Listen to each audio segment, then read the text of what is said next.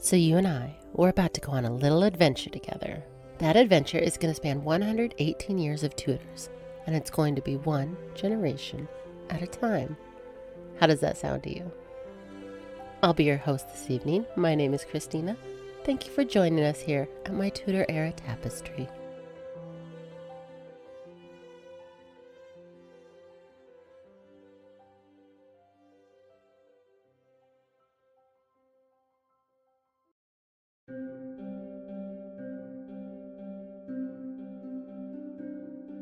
The January frost glittered the windows at Westminster Palace as Eliza stood in her chamber on the morning of her wedding.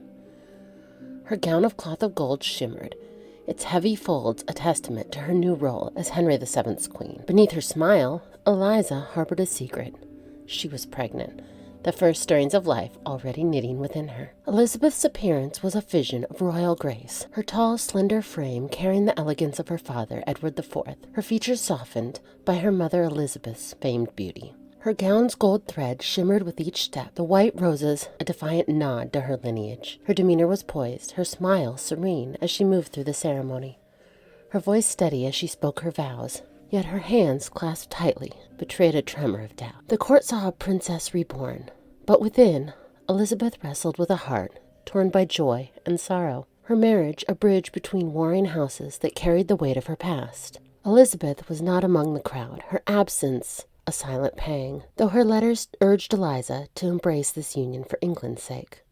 The marriage, long promised since Henry's exile, was a triumph of peace, yet it stirred complicated feelings. Gratitude for her restored honor, but wariness of Henry, whose calculating gaze spoke more of strategy than love. Would he cherish her as a partner, or see her only as a Yorkist prize to secure his crown?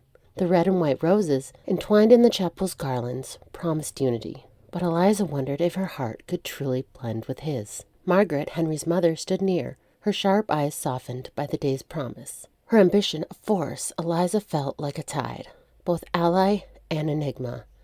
Her cousin Maggie, 12, was a distant figure, too young to attend, but a reminder of Yorkist blood enduring in the shadows. The court, alive with cheers for the new Tudor dynasty, celebrated a union that ended decades of war, but Elizabeth's joy was tempered by the cost. Her father's golden reign gone, her brother's laughter silenced, her only role a delicate balance of duty and desire. As Henry took her hand, his touch firm yet unfamiliar, Elizabeth's smile held steady. Her roses avowed to forge a future in this fragile peace. Eliza stepped into her queenship, her heart a tapestry of hope and loss. Her wedding a moment where love and duty danced amid the thorns of a new dawn. The marriage, orchestrated by her mother, Elizabeth, and Henry's mother, Margaret, was a political triumph. But the child she carried, conceived in the weeks before the wedding, promised a dynasty. Her heart fluttered with both joy and unease, knowing that the child must be born strong to cement the fragile peace. Henry was crowned king 3 months prior. Eliza, her golden hair veiled beneath a jeweled circlet, felt the weight of 1,000 eyes. Nobles, clergy, and commoners, watching as she pledged her vows. Her pregnancy, known only to her closest ladies, added urgency to the union. The realm needed an heir, and Eliza, as York's heiress, carried out the hopes of both houses. She prayed silently for a son, her hands trembling as she clasped Henry's, the cold metal of his ring a reminder of their shared duty. As spring unfolded, Eliza's pregnancy became evident. Her gowns loosened to accommodate her growing belly. She withdrew to Westminster, chosen for its ancient ties to King Arthur's legend, a nod to Henry's desire to cloak his reign in mythic glory. The court buzzed with anticipation, but Eliza's days were quieter. She read romances and prayed in the cathedral, her mother's letters urging her to rest. While Margaret sent physicians to ensure the child's health, Eliza felt the child's first kicks in May, a fierce private joy that tempered her fears of childbirth, a peril she knew too well from her mother's losses. The ghosts of her brothers, the princes in the tower, lingered in her thoughts, but she focused on the life within her, a bridge between past and future. By late summer, her confinement began. The chamber, sealed with rich hangings and warmed by a constant fire. Eliza, heavy with child, rested in the dim seclusion of her confinement chamber as she awaited the birth of her first child. Eliza's appearance, softened by pregnancy, bore the grace of her lineage, her tall frame now rounded, her pale skin warmed by a delicate flush. Her hands resting gently on her swollen belly, feeling the stir of life within her. The confinement chamber, rich with velvet cushions and silver candelabras, was a world of women. Her ladies, led by her mother-in-law Margaret, tended her with quiet efficiency. Their whispers a hum of prayers and preparations. Eliza's demeanor was calm, her smile a beacon for her attendants. Yet her heart pulsed with a tangle of emotions. Hope for her son to secure Henry's throne, fear for the perils of childbirth, and quiet grief for the family she had lost. Her days in confinement were a rhythm of rest and reflection. Her body, weary from the weight of pregnancy, her legs aching from limited movement, she stitched a tiny cap with roses, each thread a prayer for her child's strength, her thoughts drifting to her mother, Elizabeth, whose letters offered love but no presents, a distance that stung. Margaret, ever vigilant, visited daily, though her intensity reminded Eliza of the crown's demands. The birth, expected in September, was a beacon for England, a proof of unity after Bosworth's blood. But Eliza felt the weight of expectation. Her child must live, must thrive, to silence whispers of Yorkist rivals. Her cousin Maggie was a distant Yorkist echo, too young to share this vigil in the chapel's hush. Eliza prayed, her rosary beads a plea for safety. In September, after a labor both painful and mercifully swift, Eliza gave birth to a son named Arthur in homage to the legendary king. The infant's cries echoed through Winchester's halls, a signal of Tudor legitimacy. Eliza, exhausted but radiant, cradled him, his tiny fingers curling around hers. Henry, summoned from London, arrived to see his heir, his stern face softening briefly. Church bells rang across the city and bonfires blazed in the streets, though Eliza knew the murmurs of the Yorkist discontent still simmered. The boy, born 8 months after the wedding, was proof of the Tudor-York unity, his existence silencing doubters who questioned Henry's claim. For now, she was a mother and a queen, her love for Arthur a quiet vow to protect the fragile dynasty she had helped create. At 43, Margaret's stern features softened at the thought of her grandson, the living proof of the Tudor dynasty she had fought to forge. Arthur's birth in the ancient city of Winchester was a triumph she had orchestrated through years of cunning and faith. Margaret wasted no time. The infant, born healthy, despite his slightly early arrival, was the cornerstone of Henry's reign, a symbol to silence Yorkist murmurs and cement the union of Lancaster and York. She had urged the choice of Winchester, and now she turned her formidable will to Arthur's christening in Winchester Cathedral. As Eliza recovered in her confinement chamber, Margaret took charge, her household a whirlwind of activity. She dispatched orders for the cathedral to be adorned with tapestries of red and white roses. The silver font was polished to a gleam. Godparents were selected to bind the realm's nobles to the Tudor cause. Elizabeth Woodville, the Dowager Queen, for Yorkist loyalty, Margaret's own husband, Lord Thomas Stanley, whose forces had secured Bosworth for Tudor loyalty. In the days between Arthur's birth and the christening, Margaret's influence was everywhere. She oversaw the tailoring of the infant's cloth of gold robes, their weight almost comical for so small a child. Her letters flew to London, summoning lords to attend, their presence a public oath to Henry's line. She met with Henry, who had arrived from the capital. Her sharp mind missed nothing, from the choir's hymns to the wax tapers that would light the cathedral's ancient stones. Winchester Cathedral glowed with candlelight where Margaret stood near the altar, her black velvet gown a somber contrast to the christening's radiant splendor. The scent of incense hung heavy, curling around the font where Arthur Tudor, her grandson, was baptized, his faint cries swallowed by the choir's soaring hymns. The infant, swaddled in cloth of gold, was carried not by his mother Eliza, but by a noble lady, acting in her stead as godmother.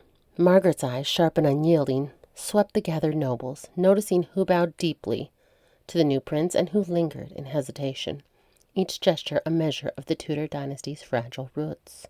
Margaret's present was a quiet triumph, her slight frame erect, her graying hair tucked beneath a jeweled coif, the red rose pinned to her bodice a fierce emblem of her Lancastrian blood, now intertwined with York's white in Arthur's birth. Her demeanor was composed, her thin lips set in a line of satisfaction, yet her heart hummed with the weight of her journey. The cathedral, alive with the murmur of lords and the rustle of silk, marked a moment that she had envisioned, a Tudor heir to seal the peace forged at Bosworth. Her rosary beads, ever at her waist, clicked softly as she moved, each one a tally of sacrifices now bearing fruit in Arthur's name. Eliza, though absent, loomed in Margaret's thoughts, her confinement a necessary seclusion after birthing the prince who would bind the two houses. Margaret had visited her daughter-in-law's chambers, gaze softening at Eliza's weary smile. Their shared hope for Arthur, a rare bridge between them, Elizabeth was not among the crowd. Her absence was a shadow, Margaret noted, her influence fading as the Tudor star rose. In the cathedral hush, Margaret clasped her hands, her prayers a fervent plea for Arthur's strength and the dynasty's endurance. As the bells rang out across Winchester, Margaret felt a rare stillness. Arthur's christening, so swiftly arranged, was her victory as much as Henry's. She knew challenges loomed, but for now her grandson's cries were a promise. Margaret, my lady the king's mother, had secured the first branch of a dynasty she would guard with every ounce of her cunning and devotion. The soft glow of candlelight flickered across the tapestries in Elizabeth's chambers, where the Dowager Queen spent her days in quiet retirement. The news of her grandson Arthur's birth had brought a rare smile to her weathered face. Her daughter Eliza had delivered a healthy son to Henry, a prince. Elizabeth, confined to the abbey by Henry's cautious decree, felt a pang of pride mixed with longing. The child, born 8 months after her daughter's wedding, was a living bridge between York and Lancaster, a testament to the marriage she had brokered with Margaret to secure peace. Yet as she traced the embroidered roses on her sleeve, the absence of her own sons, the princes in the tower, gnawed at her heart, their fate a mystery she dared not voice. The ceremony, orchestrated by Margaret, had been a triumph. Winchester Cathedral aglow with tapers, Arthur baptized in cloth of gold, with Elizabeth herself named godmother, a symbolic nod to her Yorkist influence. She wrote to her daughter, urging her to nurture Arthur's health and to temper Henry's mistrust of the Yorkist old guard, knowing the boy's survival was key to the fragile peace. As months passed, Elizabeth's seclusion grew heavier. She corresponded sparingly, her letters carried by trusted servants, aware that Henry's spies watched her closely. The court's focus on Arthur gave her hope, but whispers of discontent reached her by spring of 1487. Yorkist exiles, restless under Tudor rule, were stirring in Ireland, a hotbed of loyalty to her late husband. The Dowager Queen's heart quickened at rumors of a new claimant, a boy named Lambert Simnel, said to be her nephew, Edward, Earl of Warwick. Though she knew her nephew was imprisoned in the Tower, the impostor landed in Ireland in early 1487 and was crowned Edward VI. Elizabeth, confined yet sharp as ever, saw the danger. Simnel's rebellion, though built on a lie, threatened her grandson's future and the Tudor-York union she had championed. She sent coded messages to Eliza, warning her to stay vigilant, and to Margaret, my lady the king's mother, offering counsel to rally loyal lords. Her own role was limited, her influence a shadow of her days as queen, but she prayed daily at the chapel, the scent of incense mingling with her fears. Simnel's forces were marching toward England, their banners a challenge to Henry's crown. Her fingers, still elegant, clutched a folded letter, its wax seal broken, bearing news that stirred fresh unease. Some claimed he was Edward, her brother-in-law Clarence's son, escaped from confinement. Others whispered he might be her own son, Edward or Richard, spirited away from the Tower's shadow. Elizabeth's heart, battered by years of uncertainty, leapt at the thought, only to sink under the weight of doubt. Her sons, if alive, would be older now, their boyish faces sharpened by time. Yet the possibility, however faint, clawed at her. A mother's hope, warring with a queen's pragmatism. Lambert's rebellion, if it gained traction, could unravel the fragile peace her daughter Eliza's marriage to Henry was meant to weave. Henry's throne, newly won at Bosworth, rested on the union of York and Lancaster with Eliza as its keystone. A pretender claiming Yorkist blood would stir old loyalties, rousing nobles still bitter at Richard III's fall and Henry's ruthless decrees. His backdating of the reign to brand Yorkist traitors, their lands forfeit, if Lambert were to be believed, even for a moment, he could rally those who saw Eliza's marriage as a Tudor leash on York's white rose. Her daughter's place as queen might falter, and Elizabeth's own dower lands, promised but not restored, would slip further from her grasp. She sank into a chair, the letter trembling in her hand. The rebellion shadow threatened more than politics. It pierced the wound of her son's fate.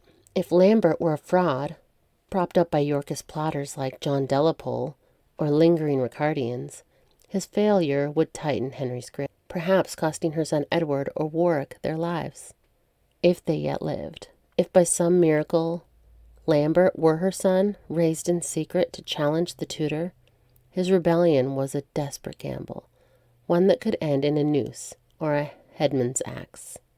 Elizabeth's mind spun to memories of her boys, Edward's bright laughter, Richard's quiet cling to her skirts, now overlaid with the grim image of a battlefield, another Bosworth, where her blood might spill again. As news of the rebellion's approach reached her, Elizabeth's thoughts turned to her grandson, not yet a year old, and her daughter, the new queen. She knew Henry's army, bolstered by Stanley's men, would face Simnel at Stoke Field. Once a queen, she now stood on the margins, her legacy tied to a boy whose claim rested on her blood, and the hope that Simnel's shadow would not undo the fragile peace she had helped to forge.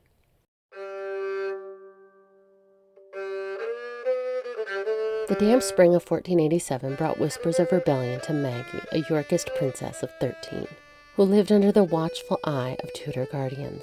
The air was heavy with the scent of wool and hearth smoke, as news arrived of a boy named Lambert Simnel, a pretender, crowned Edward VI, claiming to be her brother Edward, Earl of Warwick.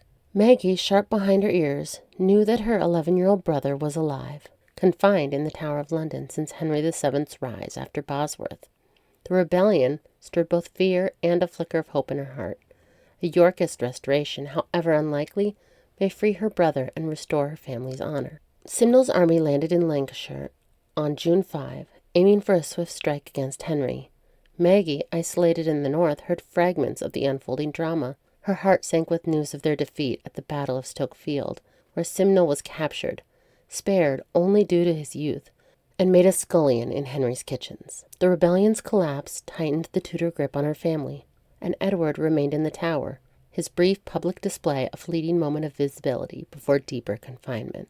In February, Henry had acted swiftly to quash the impostor. Maggie learned through hushed servant gossip that her brother Edward, frail and bewildered, was taken from the Tower and paraded through London's muddy streets to St. Paul's Cathedral. Maggie's appearance bore the quiet grace of youth, her dark hair braided tightly, her pale face marked by eyes that held a storm of grief, their hazel depths flickering with defiance. Her simple gown, edged with white roses stitched by her own hand, spoke of a pride undimmed by her diminished state. Her family's legacy, a weight she carried alone. Her voice soft as she questioned the messenger, yet her hands betrayed her nerves. The news of Edward's display, his small frame exposed to jeers, his Plantagenet name a pawn in Henry's triumph, it stirred a tumult of feelings. Sorrow for her brother's captivity, fear for his safety, and a burning anger at his humiliation.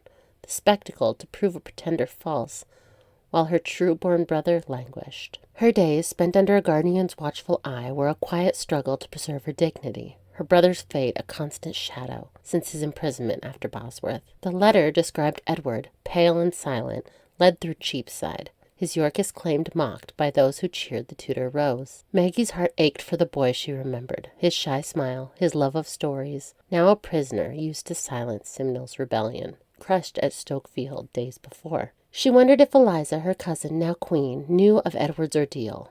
Her marriage to Henry VII, a bridge Maggie could not cross. Margaret, my lady the king's mother, loomed in Maggie's thoughts, her ambition a force that had crowned her son and caged Maggie's brother, a woman Maggie both resented and feared. The court, alive with Henry's victory, celebrated a dynasty secured. In the Manor's chapel she knelt, her prayers a plea for Edward's strength and her own resolve. Her anger flared at Henry's cruelty, yet fear tempered it. What might this public shame foretell of her brother's life, or her own? The sight, meant to discredit Simnel, only deepened Maggie's anguish. Her brother, the last male Plantagenet, was a pawn in a game she could not play. By autumn, Maggie was summoned to London to attend her cousin Eliza's coronation as queen consort. The journey south was cold. Her carriage rattled through frostbitten fields, her thoughts heavy with her brother's fate. As the carriage carried Maggie, now 13, south toward London, her heart as heavy as the frost that clung to the fields beyond her carriage window. The carriage rattled into London's outskirts, where the clamor of the city rose like a tide. Maggie peered through the curtain, her breath catching the sight of Cheapside's bustling crowds, their shouts mingling with the clatter of carts and the cries of hawkers selling their ribbons and roasted chestnuts. The streets, churned to mud by autumn rains, were alive with color. Banners of red and white roses hung from the timbered houses proclaiming the Tudor York Union. Yet to Maggie the city felt like a gilded trap, its vibrancy a mask for the court's scrutiny. Her dark hair tightly braided beneath a simple coif, and her muted blue gown, edged with her own stitched roses, marked her as a Plantagenet, a name that drew whispers from passers-by who recognized the Yorkist girl in Tudor service. As the carriage approached Westminster, the spires of the Abbey loomed, their stone glowing gold in a weak sunlight. Maggie's heart quickened, her thoughts torn between awe and dread. She had heard of Eliza's beauty, her golden hair to be worn loose beneath a jeweled circlet, a symbol of her anointed queenship. Stepping from the carriage, Maggie was ushered through Westminster's thronged courtyard, her slight frame dwarfed by the men-at-arms in Tudor livery and courtiers in velvet cloaks.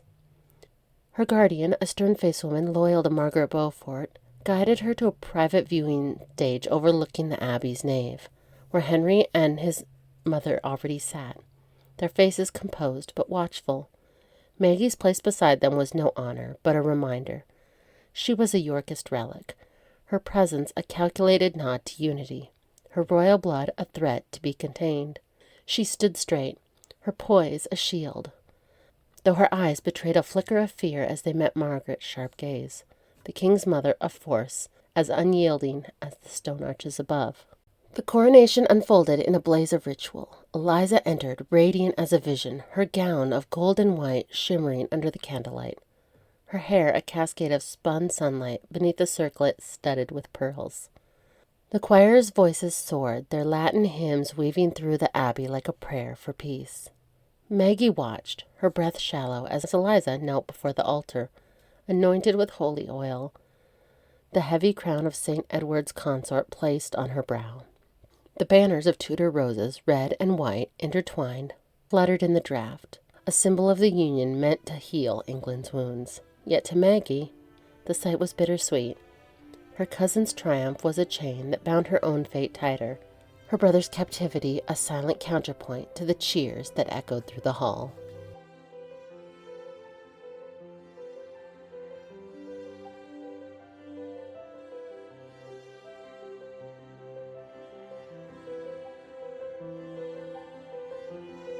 You can share your thoughts with me at longlivethequeenpodcast@gmail.com.